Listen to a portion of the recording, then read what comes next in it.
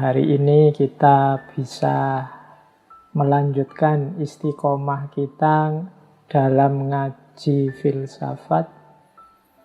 Malam hari ini situasinya mungkin agak berbeda. Malam hari ini kita laksanakan lewat Zoom. Jadi ya ada kelemahan, ada kelebihannya. Kalau kajian langsung dalam jaringan gini, mohon hatinya yang longgar. Karena biasanya kadang-kadang sinyal itu naik dan turun. Suara kadang muncul, kadang hilang. Oke, jadi tapi ya insya Allah dengan model semacam ini kita sebentar-sebentar bisa saling menengok wajah kita masing-masing. Semoga saudara-saudara, teman-teman yang mengikuti ngaji malam hari ini senantiasa dikaruniai kesehatan. Baik, sebagaimana yang sudah kita rancang, tema kita malam hari ini adalah muhasabah. Memang sengaja saya ambil tema ini meskipun dulu mungkin kita pernah 1 bulan penuh mengkaji tema muhasabah ini dari beberapa tokoh sufi. Tapi malam hari ini mungkin momennya cocok, momennya sesuai, menjelang akhir tahun, kita angkat lagi tema muhasabah ini. Oke, bismillah. Yo, meskipun forumnya forum Zoom yang kita bisa saling melihat wajah, saya tetap akan share screen. Mungkin dengan share screen ini wajah saya jadi kecil, tapi yo harus begitu. Sering saya bilang fokus kita dalam ngaji itu tetap harus pada ilmunya, jangan pada sayanya. Kejarlah selalu barokahnya ilmu. Kalau saya yo pastinya bisa salah, bisa keliru, bisa khilaf. Maka ayo fokus pada ilmunya, kita belajar bareng-bareng. Nanti kalau saya ada yang meleset, ndak pas, ndak cocok, ya monggo. Kalau ada yang mau mengingatkan, kelihatannya teman-teman MJS juga nanti menyediakan waktu serba sedikit kalau ada yang ingin menyampaikan sesuatu. Baik, bismillah. Saya mulai tema kita malam hari ini. Nanti seandainya di tengah jalan tiba-tiba suara atau sayanya hilang, ya mohon ditunggu sebentar, mungkin jaringannya baru trouble. Baik, saya share screen. Semoga share screen saya bisa ditangkap ya teman-teman. Seperti biasa, bismillah. Kita mulai kajian kita malam hari ini. Temanya muhasabah atau introspeksi diri. Ini teman-teman mungkin sering juga menggunakan istilah-istilah yang senada. Kadang-kadang menggunakan istilah refleksi. Introspeksi ini juga sebenarnya sejenis refleksi. Hanya saja refleksi ke dalam. Refleksi itu berpikir mendalam tentang sesuatu. Hanya saja ketika refleksi itu tentang diri kita yang bagian dalam, itu namanya introspeksi. Nanti ada filosof yang pakai istilah retrospeksi. Kalau retrospeksi itu fokusnya ke masa lalu. Jadi berpikir tentang apa yang sudah terjadi kemarin. Yang sebelumnya itu namanya retrospeksi. Jadi kalau ke dalam namanya introspeksi tentang diri kita sendiri. Kalau tentang yang sudah terjadi namanya retrospeksi. Kadang-kadang juga pakai istilah kontemplasi.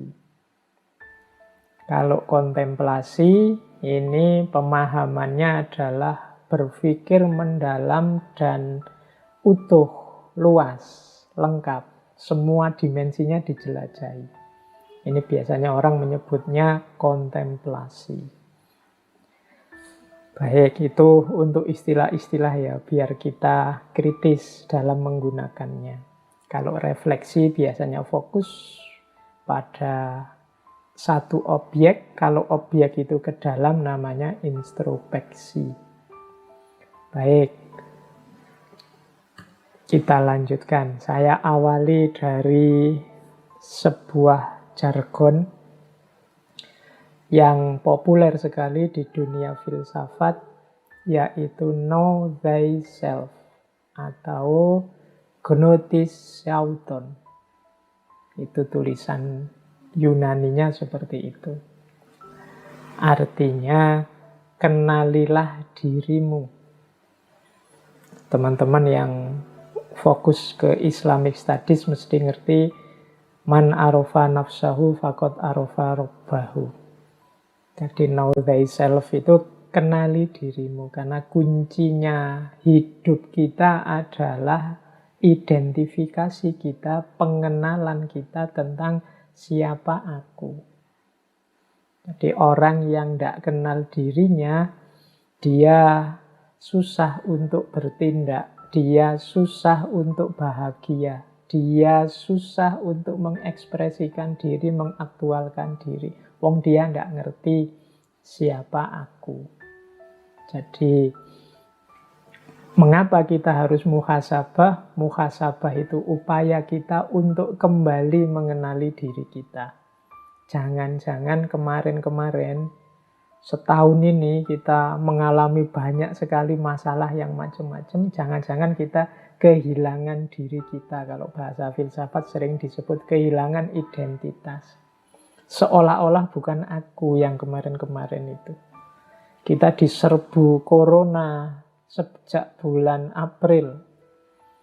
Nah itu kita seperti orang panik, melakukan banyak hal, mempaniki banyak hal. Nah itu mungkin di tengah-tengah sela-sela kegelisahan, kegalauan, kepanikan kita itu ada beberapa bagian yang kita kehilangan jati diri. Seolah-olah kita ini bukan kita yang biasanya. Kita lupa kalau kita itu ya manusia. Yang manusia itu sangat wajar kalau kadang ya sakit, kadang ya sehat. Ada banyak ujian yang macam-macam. Ada banyak cobaan dari Allah yang macam-macam.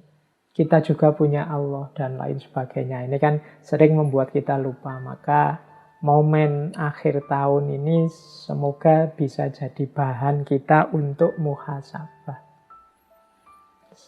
Oke, yo malam hari ini saya tidak akan ngomong detail isinya muhasabah apa. Saya hanya nanti saya arah-arahkan saja, saya beri kerangka-kerangka, mungkin bermanfaat untuk teman-teman menjalani muhasabah. Karena yang tahu siapa dirimu yo kalian sendiri. Jadi akan lebih indah kalau muhasabah ini teman-teman melakukannya sendiri. Mungkin besok malam. Sendirian, nyari momen yang hening, lakukan dengan jernih, nilailah dirimu sendiri. Mungkin kemarin-kemarin kita ini sangat capek, sibuk menilai orang lain. Ayo kita sisihkan waktu barang sebentar untuk menilai diri kita sendiri. Yo meskipun sebenarnya muhasabah ini tidak harus nunggu tahun baru atau nunggu momen apa, anytime, setiap waktu kalau teman-teman memang berkeinginan untuk muhasabah bisa dilakukan. Silahkan nyari momen sendiri, misalnya tidak setuju, Pak, malam tahun baru itu kan bukan malam kita, Pak, itu malamnya kelompok sana, bukan. Ya monggo lah kalau punya pendapat seperti itu, tapi tetap harus punya momen tersendiri untuk muhasabah, menilai diri kita.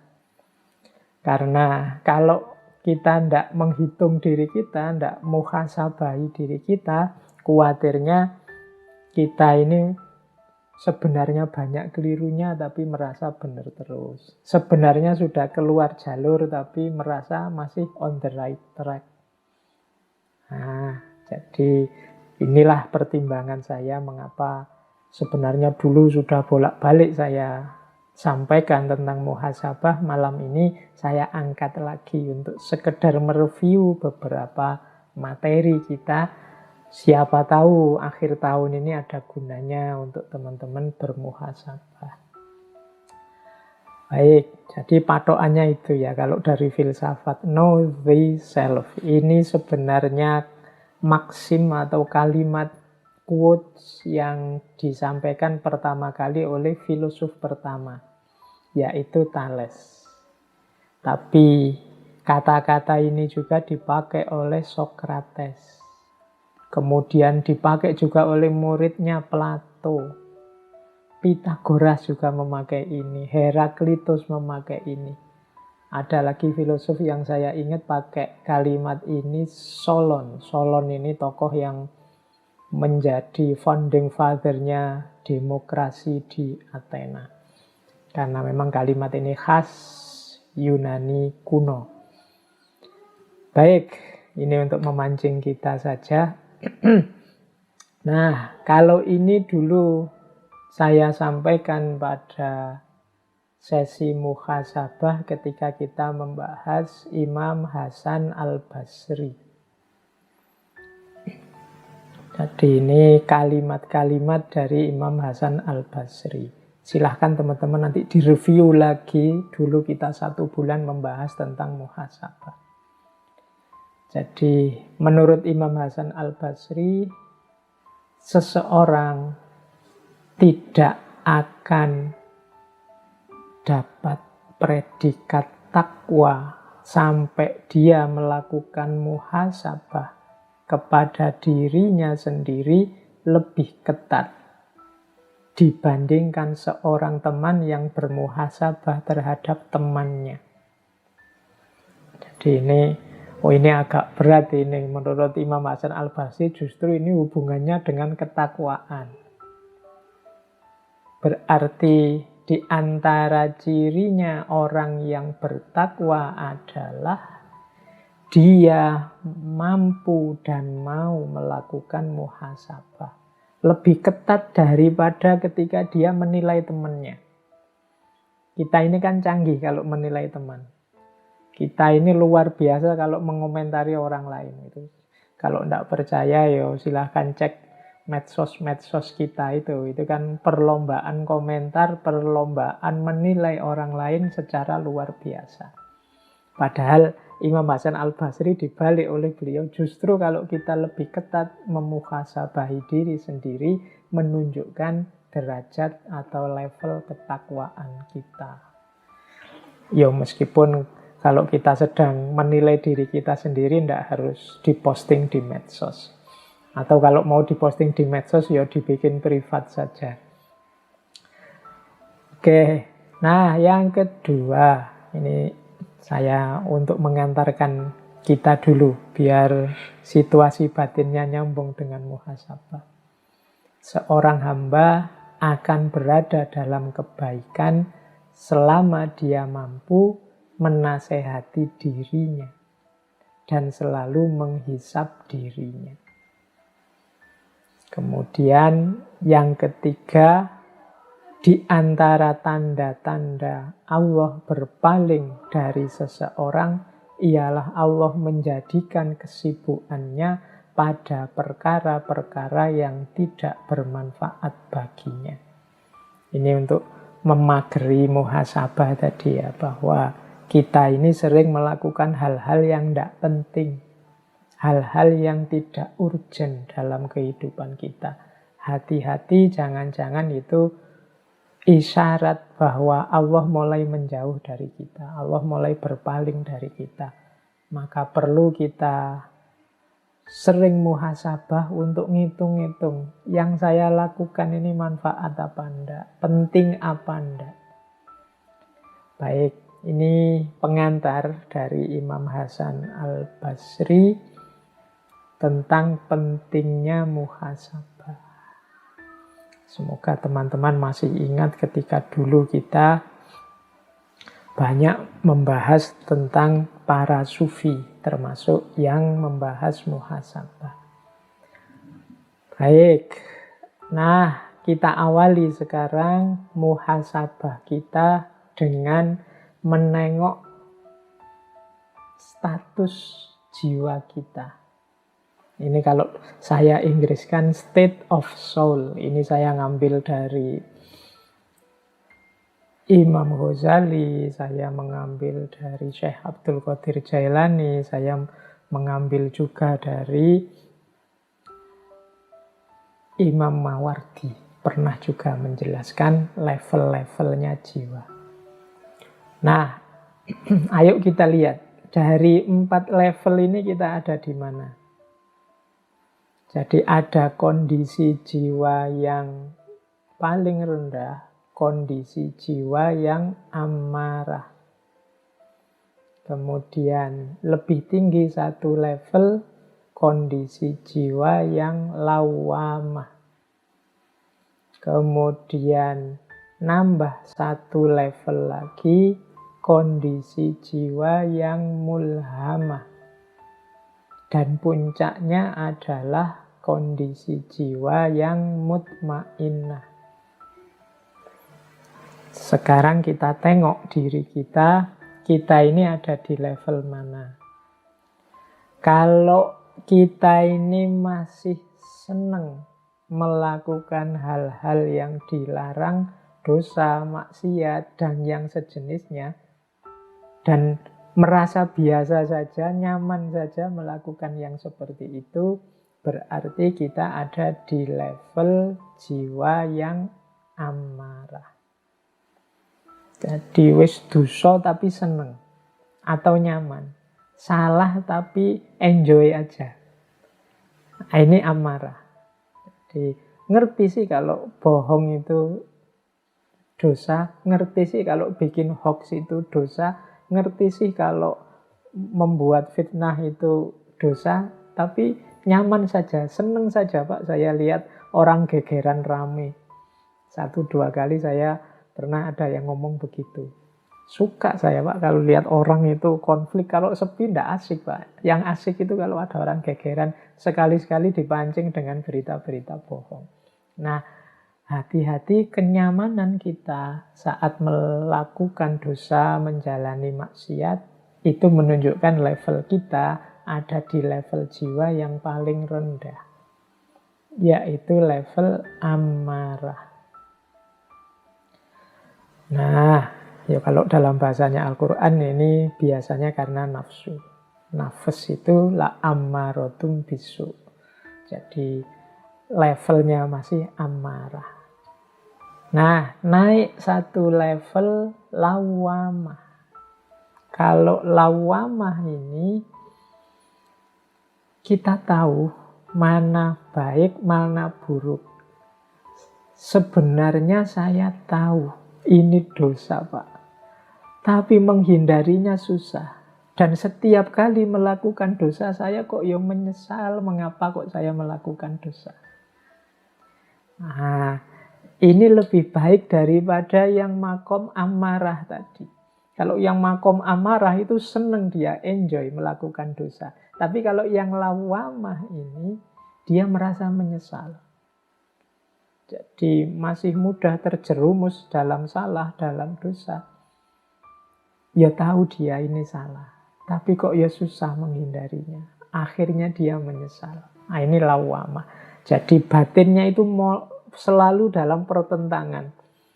Jadi saya tahu ini salah, saya tahu ini tidak baik, saya tahu ini tidak seharusnya. Ini pertarungan terus, tapi yang menang adalah yang buruk, yang menang adalah yang dosa. Meskipun nanti akhirnya dia menyesal. Nah ini kondisi jiwa lawamah. Ayo sekarang kita lihat ya, tengok ke dalam diri kita, pernah tidak ngalami yang begitu? Dari sekian pertarungan antara baik dan buruk dalam diri kita, yang menang yang mana? Kalau yang menang yang buruk dan kita tidak menyesal, berarti kita ada di level amarah. Tapi kalau yang menang yang buruk dan kita menyesal sekali, kita ada di level lawamah. Naik satu level lagi ada mulhamah. Ini dari kata-kata ilham. Nah, ini sama dalam dirinya pertarungan antara yang baik dan yang buruk. Tapi dalam pertarungan ini yang baik menang. Jadi sukses. Meskipun kadang-kadang itu ada tambahannya. Kadang-kadang masih rindu kepada nikmatnya nafsu, nikmatnya dosa. Nah, jadi misalnya yang biasa minum terus tarung, wah alhamdulillah Pak saya sekarang tidak minum. Tapi yo membayangkan minum itu enak aja nih Pak. Itu mulhamah. Alhamdulillah Pak saya sekarang sudah tidak curang lagi. Saya jujur terus. Tapi dulu Pak, waktu saya suka curang itu asik sekali Pak. Saya banyak untung itu. Untungnya banyak waktu saya curang itu. Nah ini mulhamah. Jadi yang menang kebaikan dalam dirinya meskipun kadang-kadang ada bersitan-bersitan dalam jiwa kita untuk wah dulu ya waktu saya masih muda itu masih suka motoran, masih suka itu ganggu orang malam-malam itu wah rasanya dulu itu asik, itu mulhamah. Sekarang enggak lagi sih, ngerti karena itu salah. Tapi masih ada sedikit-sedikit kerinduan ke masa lalu, padahal masa lalu itu mungkin sesuatu yang tidak sepantasnya atau kesalahan atau kekhilafan. Nah ini berarti levelnya mulhamah. Jadi yang dipilih sudah benar kebaikan, meskipun masih ada sedikit-sedikit keinginan untuk melakukan yang salah. Dan puncaknya nafas, state of soul yang paling puncak adalah mutmainnah. Mutmainnah ini jiwa yang stabil, tenang, mantap dalam kebaikan. Kalau ini sudah tidak ada pertarungan lagi. Jadi sudah mantap, stabil dalam kebaikan. Jangan lupa kalau di surat Al-Fajr itu ya ayatuhan nafsul mutmainnah irji'i ila rabbiki radiyatan mardiyah. Nanti yang bisa mulus langsung hadir ke hadapan Allah adalah jiwa-jiwa yang makomnya sudah mutmainnah. Berarti jiwa yang sudah stabil, tenang, mantap, nyaman dalam kebaikan. Nah, ini bahan pertama untuk teman-teman besok mungkin mau muhasabah. Ayo dicek level jiwa kita ada di mana. Kita ini masih tergolong amarah, lawamah, mulhamah atau mutmainnah. Jadi mari sibuk dengan diri kita dulu. Nggak usah pakai teori ini untuk nuding-nuding orang lain. Ayo dibereskan dulu diri kita. Nanti insya Allah kalau sudah mutmainnah ada jalan untuk membantu orang lain menilai diri mereka. Tapi untuk tahap kita yang awal, ayo kita menilai diri kita sendiri. Kita ini ada di kondisi jiwa yang mana.